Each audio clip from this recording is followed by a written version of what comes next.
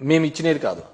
మేము చేసిన ఏకైక తప్పు ఒకటే ఒక చోట, నిజం గట్టిగా చెప్పలేకపోయినాం, చంద్రబాబు నాయుడు లాగా అబద్ధాలు మాట్లాడలేకపోయినాం. అది మా పార్టీ చేసిన అతిపెద్ద తప్పు.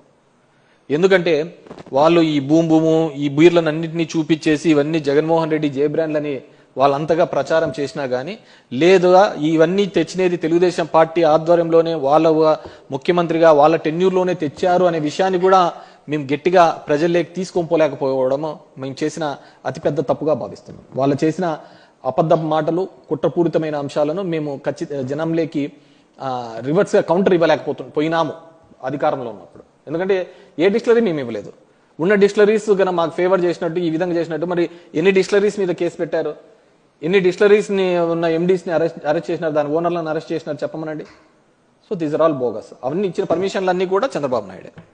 డెఫినెట్ గా వీఆర్ లీగల్ బ్యాటిల్ చేస్తున్నాం. ఇప్పుడు వాలంటీర్ల మీద పట్టిన కేసును కూడా వాళ్ళు ఏదో రివిజన్ పిటిషన్ వేయడం జరిగింది. చంద్రబాబు ఆ రోజు పవన్ కళ్యాణ్ 30,000 మందిని కిడ్నాప్ చేసినాడని చెప్పేసి, ఇవి చేసినారు, అమ్మాయిల్ని చేసినాడనే ఒక అంశం మీద వాళ్ళ నేమనెత్తిన దాని మీద కూడా మేము కౌంటర్ వాళ్ళ ఆ కేసును తీసేయాలని చెప్పేసి వేయడం జరిగింది. లేదు మళ్ళీ దాని మీద కోర్టుకు అప్పీల్ చేయడం. డెఫినెట్ గా లాలో ఉన్న ఏ అవకాశాన్ని వదలకుండా ఖచ్చితంగా మేము కౌంటర్ చేస్తామండి. ప్రతిదీ తనే కనిపెట్టాను అంటుంటాడు.